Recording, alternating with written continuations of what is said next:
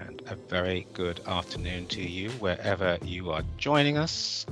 This is SDIG Live. You are joining a live event managed from our studios in London and moderated by the President of SDIG, Dr. Joseph Nwoye. Dr. Nwoye has served at various levels, from first-year undergraduate to doctorate, and also in various administrative positions, including as Director of the Urban Education Program at the Center for Multicultural Education at Illinois State. Dr. Nwoye is a professional development specialist and adjunct faculty member. Of course, 4 years ago now, he formed the Systemic Diversity and Inclusion Group, which reaches out to underserved communities around the world with advice and support about diversity and inclusion. Today's event, Dr. Nwoye has 3 special guests. Professor Namita Rajput, who is an associate professor with a history of working in the higher education industry. Professor Rajput is skilled in business planning, analytical skills, lecturing, curriculum development, and public speaking. Second on the list is Gary Smith, a former Sergeant Major with the US Marine Corps, currently a chief instructor at Marine Corps University. Gary is a motivational speaker. He has a BSc in management from Excelsior College and a master's in human resources from Louisiana State University. Gary Smith is also a certified professional counselor through the US Department of Labor. And third of Dr. Nwoye's guests for this event is Miss Simma Liebermann. Simma won the Global Diversity Leadership Award from the World HRD Congress in Mumbai in 2017. Ms. Liebermann is an expert in organizational culture transformation, inclusive leadership, cultural intelligence, and diversity and inclusion strategy. So without further ado, it is my pleasure to hand over to your moderator for this event, Dr. Joseph Nwoye, to introduce his guests and take out the event for today. Dr. Nwoye, good afternoon, sir. Good afternoon, Mr. Adam. I appreciate it. And indeed, these are people I admire so much. Admire them first because of what they do in their respective positions. They are the real deal when you talk about diversity and inclusion. I wish we could replicate these people so that they can begin to take responsibility in places where we have nothing going on. People just talk about diversity, while some people are suffering, going through unbelievable pain and anguish. So they have been seasoned in this area, and it's my pleasure to welcome them. Now, I usually let people know what we are all about. We believe in equity and social justice for all. SDIG was formed to provide safe, open, and inclusive engagement and awareness generation space. We offer individuals as well as groups learning through our posts, shared members' stories, hosted webinars, discussions such as the one we're having today. We also provide people opportunity to learn about the significance of policies, goal setting, strategies, in an effort to say we are in diversity. And of course, assessment. Famous American business guru, Peter Drucker, reminds us that if you don't measure it, it doesn't exist. And what I see in almost every profession is that people purport to be embracing diversity. The fact is that when you look, what they do that is so annoying to me, especially when I think of the professionalism those people are representing, that's chief executive officers and all kinds of business leaders. They hire someone and sometimes they don't have any qualms going and hiring somebody. Maybe they say, oh, we need to get a black person. We need to get a Hispanic person. And these are people who don't know what it takes. And then they get the person and put the person in an obscure position where the person has no power, no budget, nothing. And increasingly, they're not only doing it to minorities, they're doing it to white people. I was speaking with former vice president of Merrill Lynch, who was indicating how she admires what we do. She said that she wanted to take that responsibility. Upon going there, they gave her less than $5,000. And I'm like, really? And that was associated with Bank of America. I don't know the section where she was, so I cannot generalize, but she was in a section where they made her the lead person because she was really eager to do something there. This is a white woman, and she was telling me what it takes. Then imagine people who've always been marginalized, you put them in position to add salt to injury, they're often not given anything. And if that woman was given 5,000 for that particular project, I bet you, if you were a minority given that assignment, it would even be lower. Unfortunately, that's what we're dealing with. So I am so glad that we have you, and we continue to talk or shout in the wilderness. Hopefully, some people will hear us. And as they hear us, they begin to do something. And I've always said that is so needed. And each and every one of us, regardless of our position, we have responsibility. You do the best you can. As Maya Angelou told us, you do the best you can. Then he went further to say, when you learn something, you do better. I'm not putting her, I'm just paraphrasing her. So hopefully people will hear, know that if you don't measure it, if you don't define it, if you don't set a goal and hold people accountable, it doesn't work. Because these are people who come and say, our sales is going down. We're going to increase it by X percentage. Our shareholders need this. We have to increase by this. But when it comes to diversity, somehow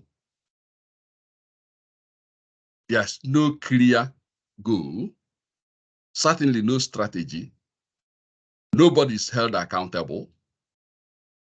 And the cycle continues while people who suffer continue to suffer indefinitely. It's time for real change. And that change, we are seeing it globally. Look at African countries. Look at what France is doing in African countries. And oftentimes we're Western style. They sell their uranium 0.8, what France used to buy it. I can't tell you exactly what it is now, but the first time I saw it, it was 18, from 0.8 to 18. And the lawyer from Britain I spoke with yesterday said that it's 200 and something. I can't say that because I didn't see the data. But that gives you idea of what is happening. All right, to that end, let's get to it.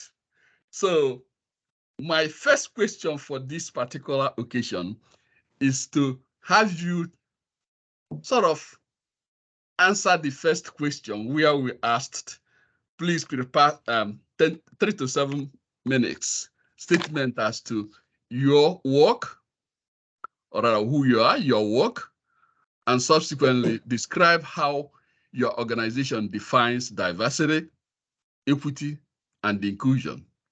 What steps has been taken, or what steps are being taken in your organization in terms of policies, goals, strategies, and of course, mechanism for which you measure it. And these items I mentioned are very crucial. Anyone that tells you that they have diversity and these and they don't embed all these things, don't listen to them. They're not doing anything. In fact, that they have bandage. So with that, I think we may have to go to the man who has traveled worldwide, served so graciously in various respects. That's Gary. Gary, would you please respond to that question number one, please? So thank you, Dr. Nwoye. It's truly good to be in your presence again and the tremendous work that you're doing in this much needed area. So I'm Gary Smith, and I served almost 3 decades in the United States Marine Corps, and retired, and I went back to work for the United States Marine Corps in the education field. I work at Marine Corps University as the associate dean for one of the colleges, and also I started my own leadership consulting company, uh, uh, and so diversity. So this area, first, I wrote a book also, and one of my chapters in the book, I speak to racism and diversity, which is so important because, it's something that we got to talk about. And, we not only we got to talk about it because we do enough talking, we got to put these words into action. We got to walk this thing out. And so, like I was telling Dr. Nwoye, so I'm not in the HR side of the hiring, but I am also in the side where I get the workforce and I get to set the tone, and that tone is one of meritocracy. So because meritocracy is performance based, but at the same time, being here in America, I'm in Northern Virginia, we have to make sure we look like the face of America because America is a melting pot, a diverse background. And we have to understand that diversity is our strength. And I can show you that those leaders who understand that diversity is our strength. I can show you some successful corporations who understand that. I can show you some successful people who understand that diversity is the strength. Now, I can also tell you that, when you go with diversity in performance, especially when the chips are down, and I've been in many of those situations, to whereas when you go with, hey, look, this is the best person for the job because they can perform.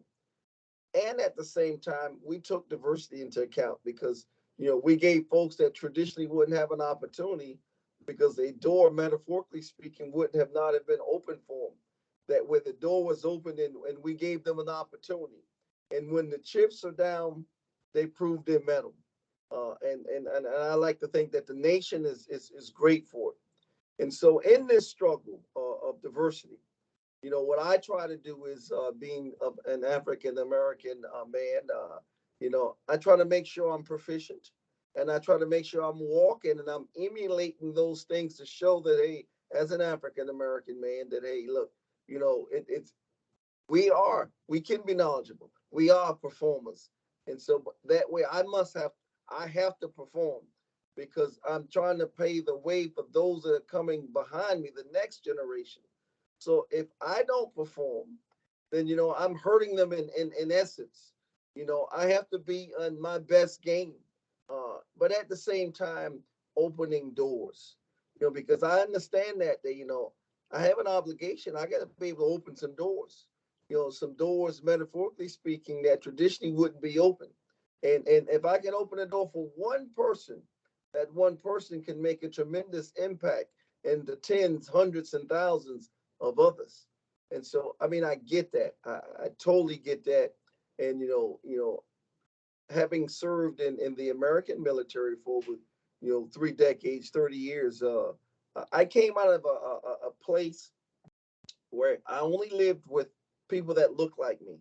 My neighborhood consisted of people that only look like me. But when I went in the military, I was around other cultures that didn't look like me. And reason why I'm prefacing that because I am better for it because I learn other cultures, and they had to learn my culture as well.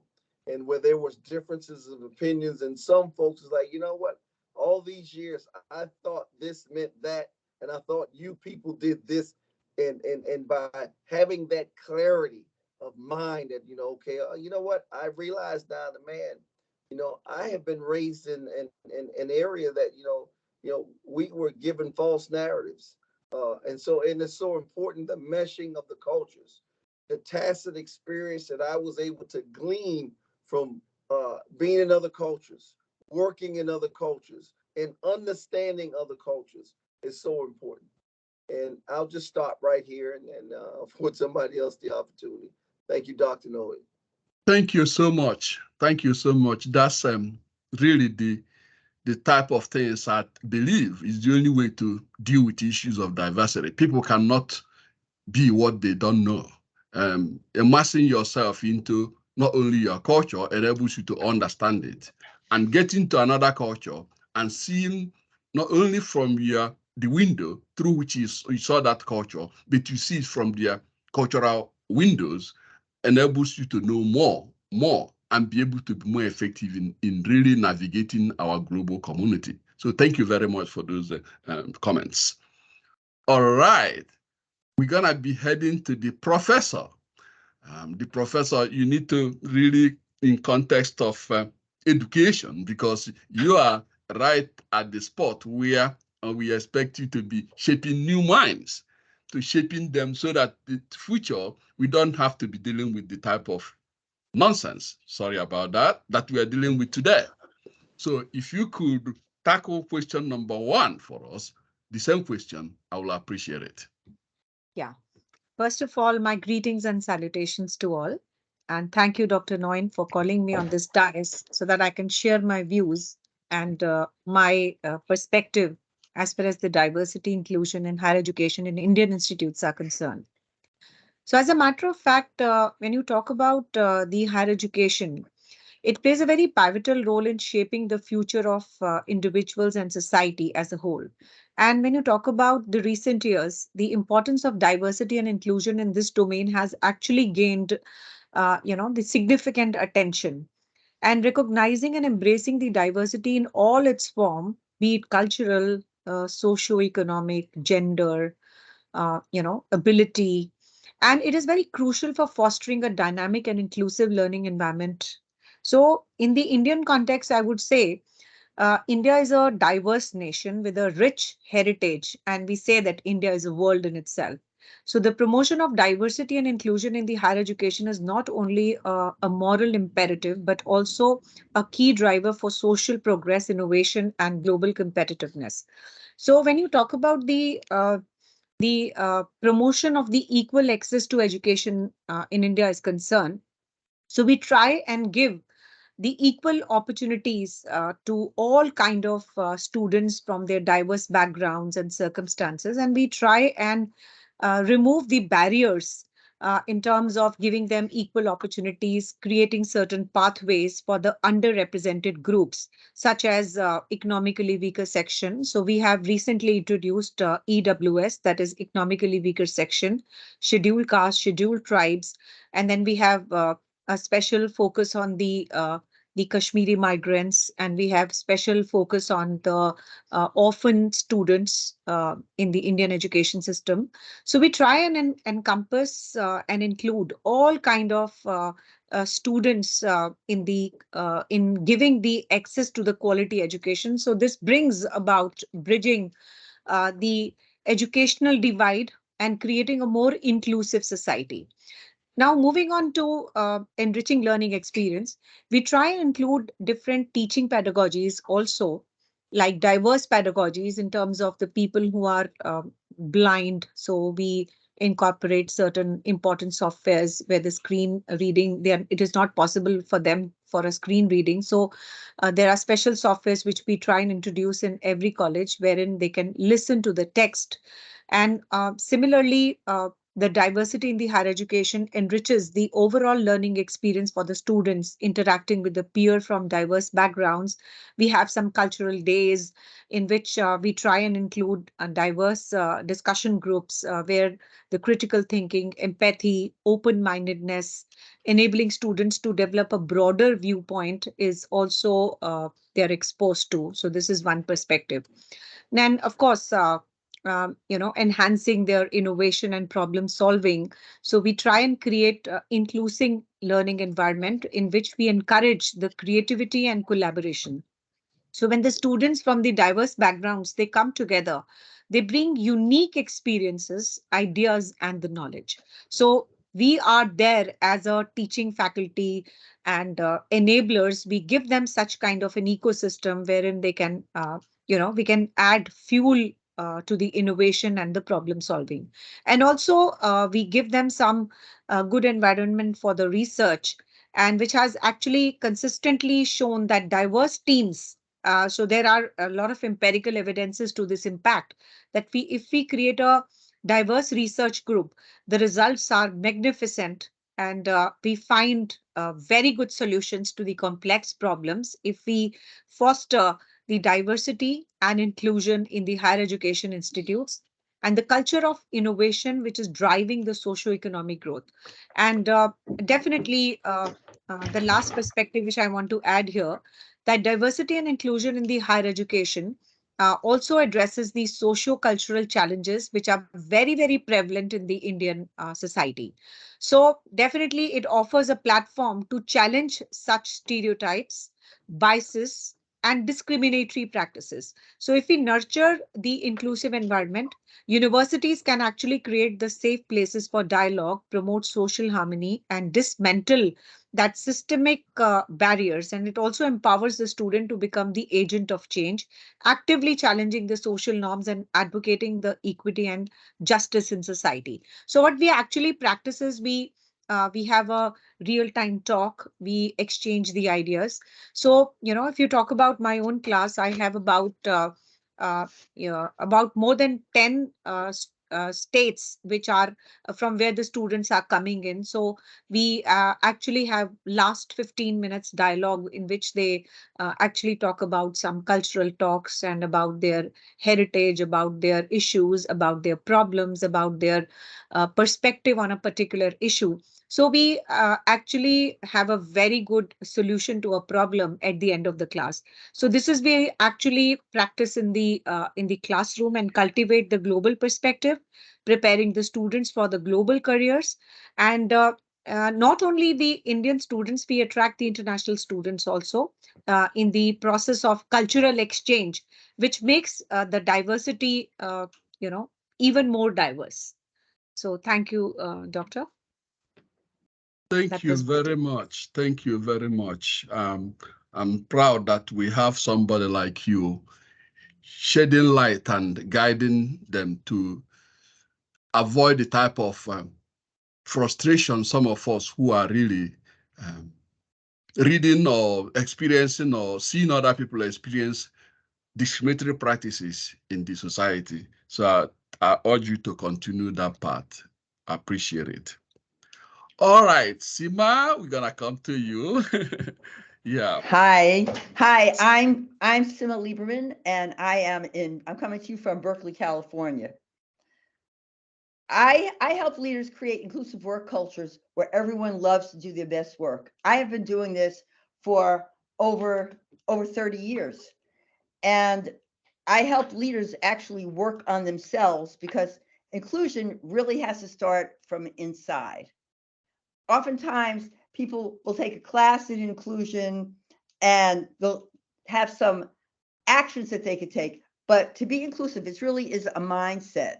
And when I think about, and I'm a consultant, I'm a consultant, speaker, and facilitator, and I think about the definition of diversity from Roosevelt Thomas, who I guess you would say was like one of the godfathers or god people of the diversity field. And he defined diversity as the mixture of all the differences and similarities and the ensuing complexities. And so it includes everybody. So diversity it's all our differences and similarities. Inclusion is, what do we do with that diversity? Because I've had clients that told me how everybody is really diverse, such a diverse company, and they're talking about visible diversity. And when I've gone to their companies, what I see is that there are a lot of people of color, there's disabled people on the production floor. But when it comes to management and people higher up, it's not inclusive at all, and it's not diverse at all. And when we've done assessments and we talk to people on the like the hourly employees or lower management employees, they'll all say the same thing. They'll say, well, it's just about numbers and that looks good in the company photo, but we don't really feel included. And then equity is, are you giving people the tools that they need to do their work? Because an organization could say, well, we really believe in equity, but you have somebody who is in a wheelchair and they're working in their office and the aisles are not wide enough for them to come through. So for organizations to be successful, they have to support diversity, they have to be inclusive, and they have to have equity. And now we also talk about belonging, because it's easy to be in an organization where they'll say, hey, we're diverse. Yeah, oh, we include everybody. We invite everybody to whatever. But do people feel like they belong? And when people feel like they belong, I know when I feel like I belong, that's when I'm going to do my best work. That's when I'm going to offer my support to people, and they're going to support me back. And in terms of my background, and I want to thank the other two panelists, and thank you for having me on. I'm really excited to be here. But diversity really, and inclusion is in my soul. It's my passion. It's what I've been doing all my life. And like Gary, when I first was in my early days, I guess about the first 7 years of my life, I was raised in a neighborhood that was all Jewish, and it wasn't that long after the Holocaust. So we had people in our building who had numbers on their arms, who'd been in the concentration camps, and we were very insular. People were reacting to that. So people felt the need to just be amongst ourselves, because that's where people felt safe.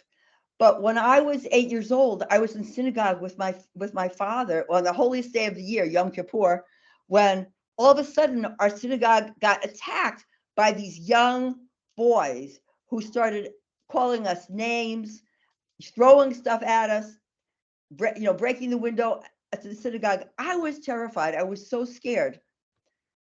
And afterwards, I remember thinking, they don't even know me. How could they hate me? I don't even know these kids, although I had seen them in the neighborhood. But I decided that for me, my safety would be in getting to know people who were different than me and have them know me.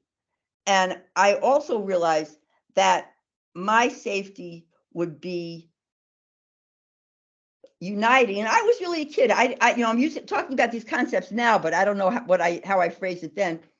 So I made it like my business to get to know other people who had been discriminated against. I don't even know what words I used, but I knew that I needed to be around other people, around Black people, around brown people.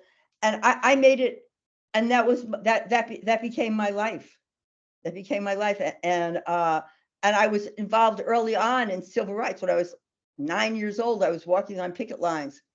And I was involved in the community. So I would facilitate dialogues amongst people who were different, Black and white people, Palestinian Jewish dialogues. Anytime there was a difference, I wanted to be involved in helping bring people together. And I'm from New York, and I did that in New York. And I've seen some miracles when people talk to each other. And for me, I know we have to work on a systemic level. We have to look at what are the systems that are keeping people apart? What are the systems that are causing people to be excluded, to be left out, to be discriminated against? And then we also have to work on the interpersonal level. And that's the work that I do. I work on the systemic level in an organization, and I work on the interpersonal level of how do I talk to you? If you're different than me in any way, how do we get to know each other? And on the personal level, what do I need and what do leaders need to know inside them so that they can be inclusive, so that they have that mindset. Because when you have that inclusive mindset, you cannot stop yourself. It becomes part of who you are. And finally, I also, because of my life and what I believe in, bringing people together, I have a podcast called Everyday Conversations on Race for Everyday People, where I bring people together across race to have conversations about race, to share stories like we're doing today, and to have deep personal conversations, because I believe that it's crucial that people interact and get to know each other. Because if you don't know each other, whether you're a leader in an organization, whether you're a manager, if you don't know the people that you work with and who work for you, you're just going to be going on biases and assumptions, and you won't be able to do what you need to do to make sure that everybody does their best work. Thank you very much. Thank you very much. And Simma, of course, has indicated what she does with her podcast.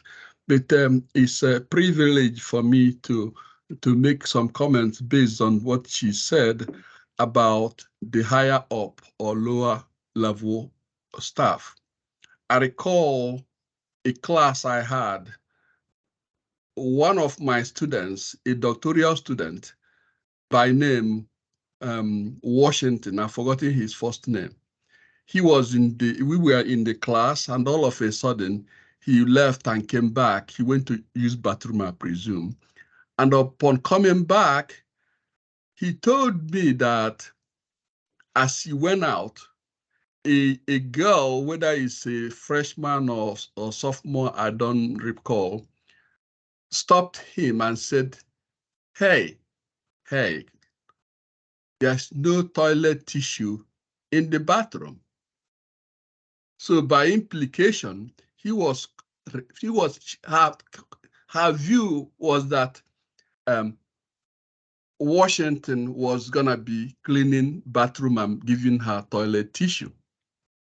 Now, it's we talk about that, but when you look at what you alluded to when you said those at higher level position, decision-making position, and the others at lower level position, there's tendency for little kids to watch adults, watch dynamic of the community, what is happening, and they are socio-cultured to develop their own concept.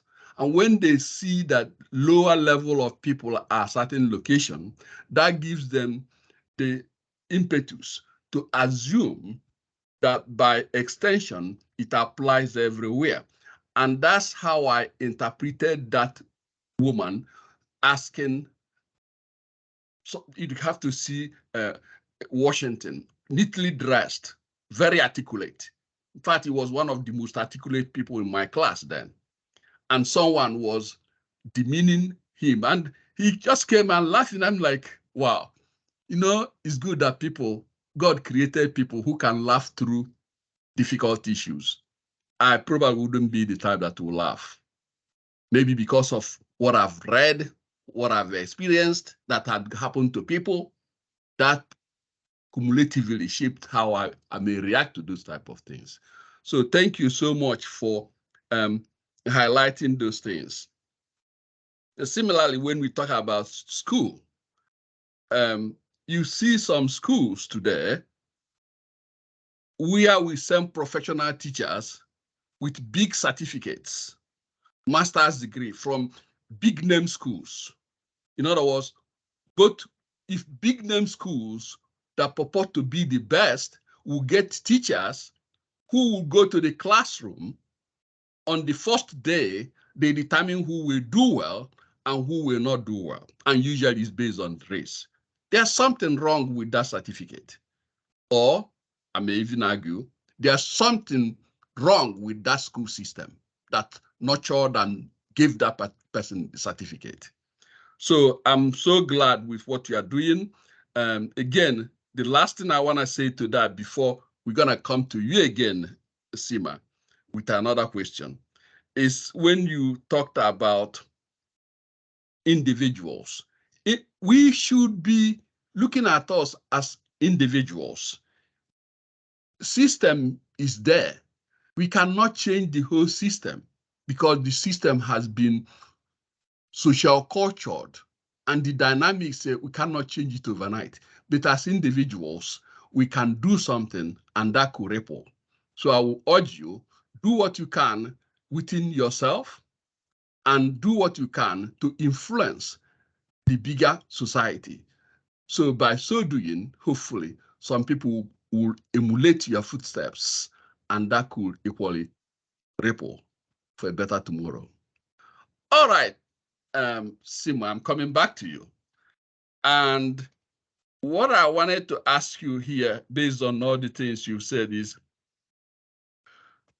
how can we ensure that diversity, equity, and inclusion, all these efforts, they go beyond mere representation and lead to meaningful and systemic change that will ultimately dismantle these structural issues that is so ingrained and it permeates all our society, and it helps youngsters who watch, not what you tell them to do, but they watch what you do. So how can we begin to deal with this issue so that people of color will begin to really feel, yes, they belong? Because it's hard to tell somebody to belong when the person sees obvious things going on. All right, Simma, yes, your mic is off. Okay. Oh yeah, I have my mic off so that I don't make any disruptive noises. But Okay. so that now that is a big question. So it's how do you make sure that it goes beyond representation, right? Mhm. And just so that we have some real change in the organization. First, and in terms of systems, I agree with you that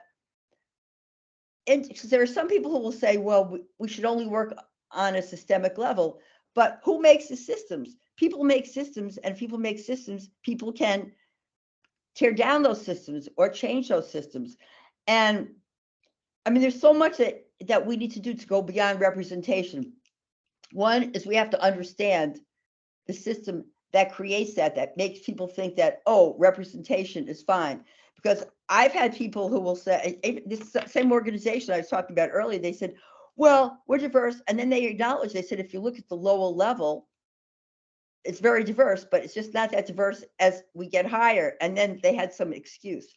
But if you really want diversity at all levels and different diversity at all levels, you need to look at different pieces. First, you need to look at how do people get promoted in your organization? Is it just the same old, same old? Is it just people? So say Gary's the leader of an organization. He's been there for, I don't know, 10 years. He has a lot of his friends in the organization that he goes out after work with. He gets to know them. Those are the people that he'll probably recommend for promotion, because he'll say, oh, I'm really comfortable with John. So therefore, hey, I'm gonna give John the promotion because John is in my face. And I don't know these other people. These other people that don't look like me, that don't sound like me, that don't talk like me, that don't think like me. I don't really even see them. So yeah, we have to get leaders to look to be conscious of who they're promoting, how they've been promoting people. And they have to do what I call LBO, look beyond the obvious. And by that, I mean, look beyond the people that you see every day, because most of the time, many people only see people who look like them, especially if they're from a dominant culture, and they don't even see people who don't look like them. And that's the hidden genius in your organization. So we have to look at how we hire, the system that's used, and what biases do I have in hiring people. And it might be, I might not even be conscious of the fact that I'm only talking and to people who look like me or act like me. And then we have to look at how do we measure success with people? Because studies have shown in the US that in the past, that when it comes time to reviewing people's performance or giving people feedback, people who get the most constructive feedback are people who look like the person giving the feedback. So we need to look at at that system. We have to look at what are the desired results that we want here. What are we doing are we doing anything to get those results? And you need to have a strategy to go beyond representation. You need to have a strategy. And if you're a leader, you need to be willing to be uncomfortable. You need to be willing to get to know people who are different than you. You need to be willing to look at your standards in terms of what is successful, what makes somebody competent, what makes somebody excel, instead of just basing it on what I call a lot of shallow criteria, or as one of my clients said when I was talking to them about bringing in people who were different than them, and they said, oh, well, yeah, but we want to do it efficiently, and we need to do it quickly, so we don't have time to get to know all these other people. I said, hey, you want to keep on hiring your friends? Your organization is going to be old. You're not going to be able to move forward. You got to be willing to go beyond your comfort zone. And it doesn't have to be uncomfortable. But when you do, you open yourself up to new talent, and you open yourself up to going beyond just representation. Because you know what? If you only focus on representation, which some organizations still do, it might look good in the company photo this year. And next year you might take another company photo. And the people, you'll have a lot of diversity, but it's not going to be the same people. Because when you only focus on just having certain people in the organization that looks good, and you don't ask people for their advice, you don't ask people for their feedback, and you brought these geniuses in, they're going to leave. They're either going to retire in place, or they're going to start their own business and become your competition, or go work for the competition. So people have to be real clear. What is it that we want? Thank you very much. Professor, I'm coming back to you. And the question I have for you is this. Can you provide specific examples of diversity initiatives or programs your organization has implemented to promote equity and inclusion? And what metrics did you use to track progress, which I know is a critical component of meaningful diversity, which I'm sure you know very well. Can you please provide an answer to that question, please? Yeah, thank you very much. So as far as the examples of these specific diversity initiatives or the program in my organization is concerned, so we have actually made some policies in place wherein we ensure that there is a diverse hiring initiative, and the organizations like the private higher education institutes and the government also. So we recruit the candidates basically on a roster basis, under which we have a certain percentage fixed for scheduled caste, scheduled tribe, economically weaker section. So because of these diverse hiring practices, we ensure that there is a diversity which is there in terms of the income, in terms of their background, in terms of the other diverse perspectives is concerned. So diverse hiring, it is very, very prevalent in the Indian universities. And then we also offer some kind of mentorship and sponsorship programs also. And these programs, whatever we undertake, we pair the employees from the underrepresented groups with one more experienced colleague, so who can actually provide some guidance and advocacy. So matrix, which we include is like a number of mentorship, sponsorship pairs, and the career progression of the mentees. So this is how we maintain that part. And as far as the training and the workshops is concerned, so we educate the people in order to overcome the unconscious biasness, microaggressions, cultural competence, and we actually track their progress in terms of pre and the post training surveys to measure the changes in terms of their awareness level, in terms of their behavior. And also we undertake the pay equity audits, in which the organizations we are into a process of the regular quality council control and the regular reviews are undertaken in terms of the compensation what we pay to them. So so that there is no uh, gender based gap in terms of other perspectives, and also the compliance with the equitable compensation practices. And also in terms of the leadership training programs are conducted in which we emphasize the inclusive leadership behavior and skills. So again, the progress is mapped on the basis of the feedback in terms of the inclusive leadership. On the similar perspective, we also undertake some diversity programs in terms of community engagement, in terms of regular diversity reports, in terms of employee surveys, in terms of promotion and advancement metrics, in terms of the retention and turnover rates. That's very, very important.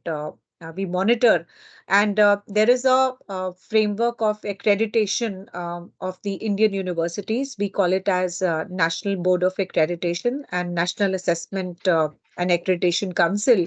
So we have specific parameters on which we give the marks and the accreditation on the basis of retention, because the people, if they are retained in that organization, in terms of the turnover rate is less, we judge that the organization is more inclusive and the people are very, very happy. So we judge the organizations, we rate them, we accredited them on the basis of those parameters. So in terms of the accreditation framework, there is a holistic system of diversity, equity, inclusion which is inbuilt. And also we have some representation matrix, like in terms of the demographic breakdown of entire workforce, then the demographic breakdown by the basis of race and ethnicity, the breakdown of the entire workforce by the age group, in terms of the employees with disabilities. So we have some disabilities audit in place, in which we see that the facilities are given to the people so that their disabilities, they are able to conquer their disabilities. And also we give the very free environment wherein the people from LGBTQ plus, they can come up and declare themselves. And we have certain pride groups in our institutions in which we actually promote such kind of non-binary environment. And also, there is a recruitment matrix in which the percentage of the diverse candidates is hired. And also in terms of if we have the student ethnicity ratio of different states together, we rate them better. In terms of gender ratio, if the females are more represented in different committees, in terms of taking the lead positions, in terms of C-suite positions, we also rate them better. So we have some retention metrics, we have some promotion metrics, which is very, very important, like promotion rates for the employees from the underrepresented groups, representation of diverse employees in leadership roles, and time in role before promotion for diverse employees compared to the overall averages. So there are some important calculations what we do, and there is a pay equity metrics in place, employee engagement metrics in place, training and education metrics is there in place. So we try and include as much as comprehensive framework in place, so that we, these kind of metrics, they actually provide a very comprehensive view of an organization DEI efforts, and we help measuring the progress, identity areas of improvement, the areas of improvement, and there are specific the report which we try and make after the accreditation is done, after the, even in some organizations, we have gender audits, we have cultural audits, we have best practices in place, wherein we try to make the workplaces more happy, diverse, equitable, inclusive. So all these measures are taken in the colleges and universities in India. And I'm actually a board member of the National Board of Accreditation. I go for different visits. So I actually see the actual practices, what are in place in terms of making the education system a better place, a diverse place, an inclusive place. Well, thank you very much. It seems to me that you hit really hard on what I think is missing a lot, which is, are we measuring it? And I keep when I say that, it reminded me of this American guru, Peter Drucker, what he said about measurement. Thank you so much. I appreciate it. I'm sure you're gonna be a tough metric evaluator when you get to them and making sure that it's not just telling us, oh, we do this, we do that. He said, show me the beef. So we're gonna go to my friend Gary. Gary, this question, when I think of the military people I've worked with, it's sad, because I know that you guys have worked so hard, a lot potentially, or giving lives. And then when you come and see the era of polarization we have blue state and red states. As a result, you see some people who call themselves leaders. Some are even telling us that we shouldn't study history. And they use their power to detect what history should be studied, which is contrary to whatever I've been taught about the education. So on that note, I would like to, ask you, in this era of polarization, we have these states divided. Everything is becoming binary. Binary perspective taking. It results to so many challenges that sometimes I feel like people don't listen to one another. When you are saying something, the person you are saying it to will immediately be thinking and framing the question that will counteract what you're trying to say without even understanding what you're trying to say. So what challenges do you encounter in this area? I'm sure you are coming across with the best solution because you've been exposed much, much more than the people that may be around you in leadership role. I have encountered issues. How did you deal with them?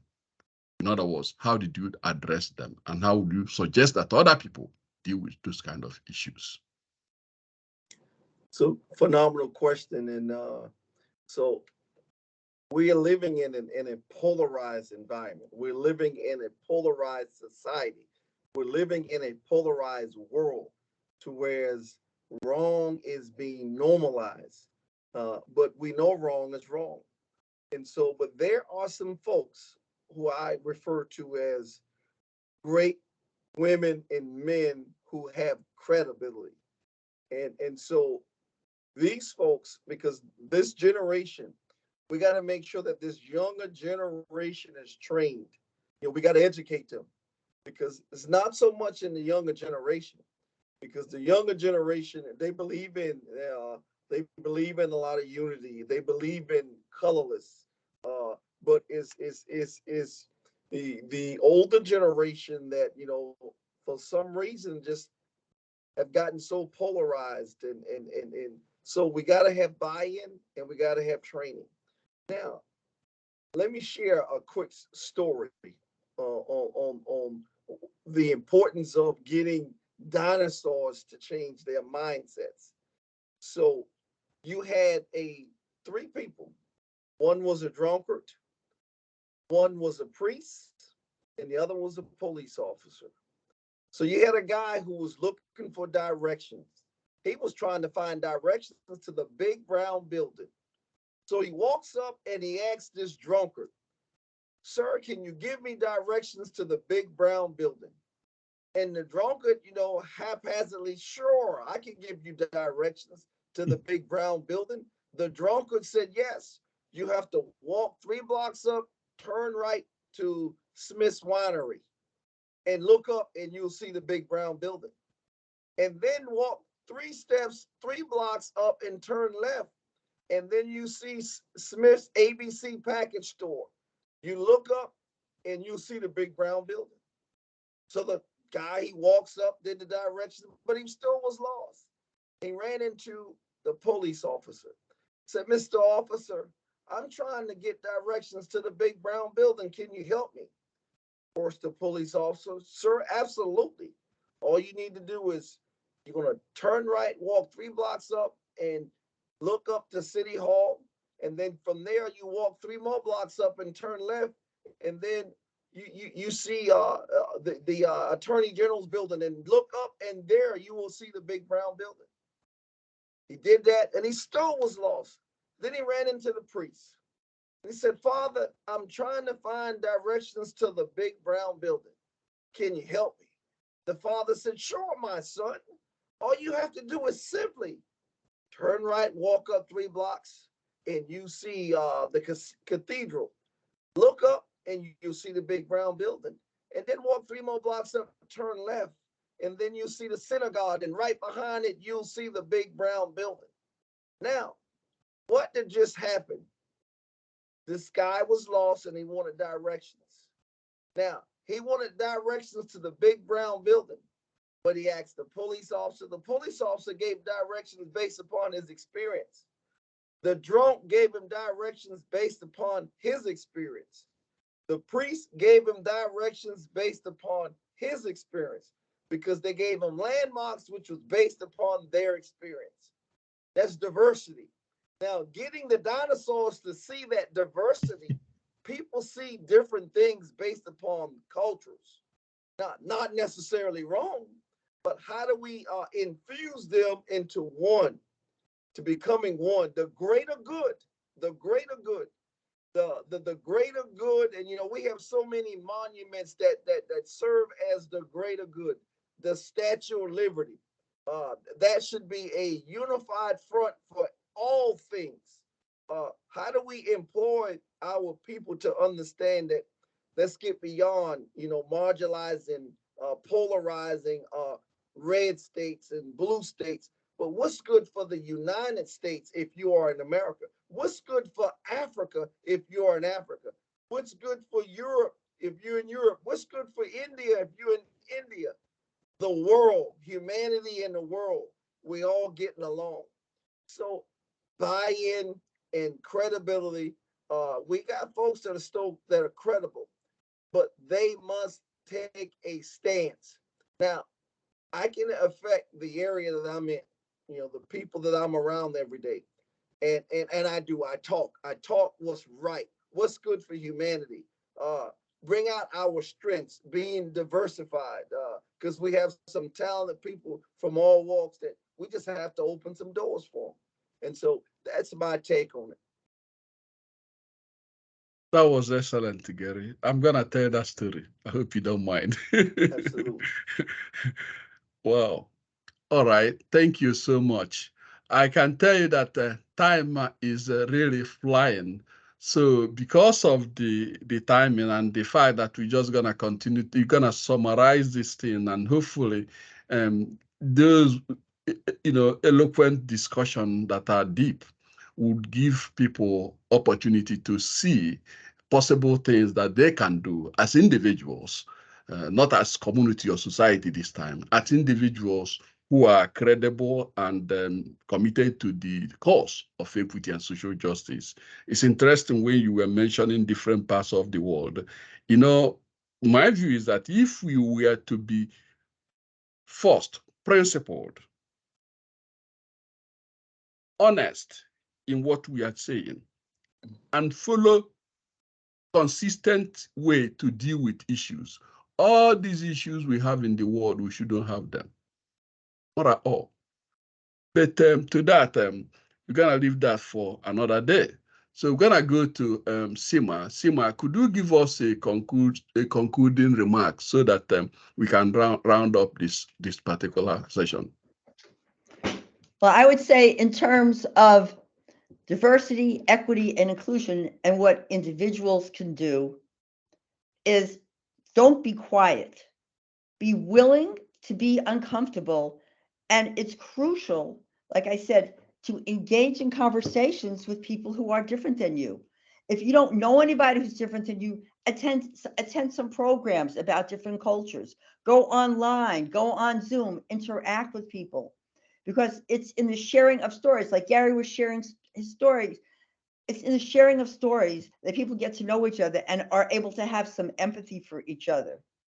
And I think it's important to understand that what makes, when you feel included, how do you act? How do you perform? When you feel excluded, how do you perform? And think about that, and think that there are people in your organization who feel excluded. And those people are not going to be able to do their best work in your organization, and your organization is going to lose out. And I really can't say enough about the importance of getting to know people, because it's not enough. Like, even like in, I hear people talking about racism. It's not enough to talk about and say you're anti-racist if you don't know people who are not like you. I mean, because it just becomes all theory. But you have to put it into practice. You have to read about the history of diversity, equity, inclusion, read what it is, and start creating a vision. What do you need to do to strengthen yourself? What does the organization need to do to strengthen itself? And what do teams need to do to strengthen, to understand themselves? And when you understand and talk to people in your team who are different than you, they feel that you see them. And when people are seen, that's when they're able to do their best contribution. But if I feel ignored, I'm not going to do anything. So it's got to understand systems, understand what it's like, the people that you talk with, get to know people who are different than you, and then start understanding yourself. Thank you. All right. Professor, are you still there? Miss Professor, are you there? Yes, I'm here. Could you please give a few minutes of closing remarks? In terms of my perspective, or you need a specific statement? What are not specific, but kind of give us march for action? Give us statements as to how we can work as individual or group to remedy the situation, because it's not good. Okay, so basically, when you talk about promoting diversity, equity, and inclusion, we need to encompass many activities together in one frame. Right from, like if you talk about the educational institutes, we have to be very, very inclusive in terms of intake of the students, number one. If you're able to hit that target of having an inclusive students in our culture, then we actually include the different pedagogies, because we also have some kind of students who are very sharp, and there are some kind of students who need a big push in terms of their academics. So we have some illustrations in our college in which we map their learning in terms of having some diagnostic analysis at the time of the entry, what specific key points are required in order to make their formative learning better. So I'm actually talking from the education point of view, that we can make it more diverse, inclusive, and equitable. So we are also following some equitable policies in terms of equipping the students with the infrastructure facilities, what they are actually not having.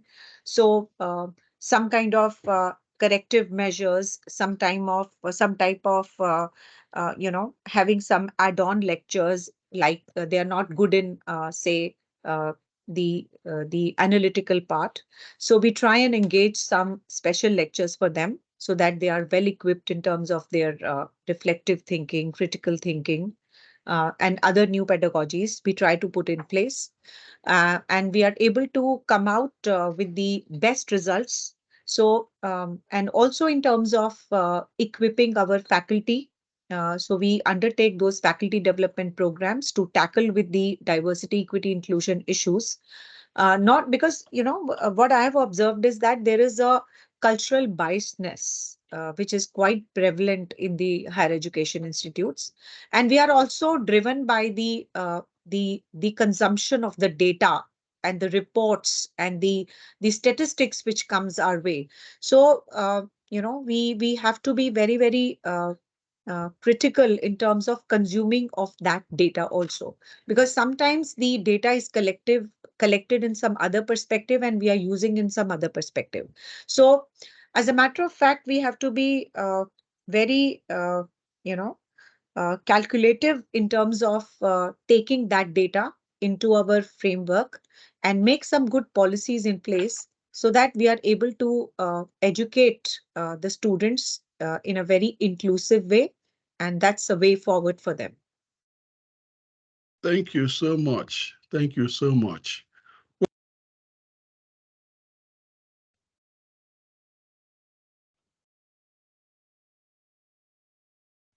Doctor, you need to unmute. Yeah, sorry. Gary, we are coming back to you. I think we would like your summative statement, because I think you gave, personally, I got a lot to think about from your comments, looking at our global village and giving us whatever you think you can give us as we move forward to creating a better world. Absolutely. So in closing, I would say to emulate, be that shining city on the hill. And that it doesn't matter from what part of the world region you're from, be that shining city on the hill that we all can emulate. And there's some good words, e pluribus unum, out of many, one. That is humanity. That is the greater good, serving something better than ourselves. But I would implore everybody to take it from a perspective of, first of all, we got to understand hindsight. Let's go back and study the past. Know some of the terrible ills and wrongs that has occurred in the past, because we got to understand in hindsight. But then we got to make sure we glean insight. What is the trajectory? What is going on? What's current state?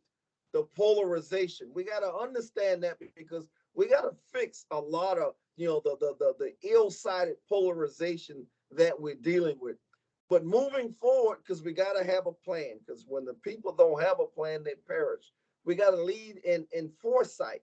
What is our strategy to make this world a better place? Because we all going to leave this world, but how do we make this world a better place for all? And I think if I had to take from what everybody has already said, they have given us some great examples that we should emulate through what I would say foresight. And I'll leave it at that. And like I told you all, I wrote a book, and the book is out there, and I speak to a lot of these things, and I'll just leave it at that. And Dr. Nwoye, thank you for taking up this Herculean effort, because and shining light on this area that needs to be shined on. Thank you. Thank you very much. I really appreciate it. I want to send my special regard to each and every one of you. You guys are, whatever the it is, you are the it. And I appreciate your work and continue in your effort. Okay? Thank you very much. And Adam, over to you. Dr. Nwoye, thank you very much indeed. Back to the studio here in London. And for those of you who are watching on YouTube in the coming days and weeks, you can find our YouTube channel by simply doing a quick search. And just to let you know that this has been an SDIG live event, which has featured Professor Namita Rajput, Senior Professor from the University of Delhi, Miss Simma Liebermann, Liebermann Associates, who is a diversity and inclusion specialist, and last and absolutely not to say the least, Mr. Gary Smith, who brought a world of knowledge and wisdom to this event. If you'd like to find out more about the Diversity and Inclusion Group, then please do feel free. On your screen now, you will find systemicdiversity.org and the rest of our event and information and support network there. So, just to say thank you very much for joining us. It's been a pleasure having you with us, and it will be good to have you with us again at some later point in time. So from our guests, Professor Namita Rajput, University of Delhi, from Simma Liebermann from Liebermann Associates, and from Gary Smith, yes, indeed, the Sergeant Major from the US Marine Corps, retired, I may add, who is forging away, and from your host, Dr. Joseph Nwoye. Thank you so much for joining us.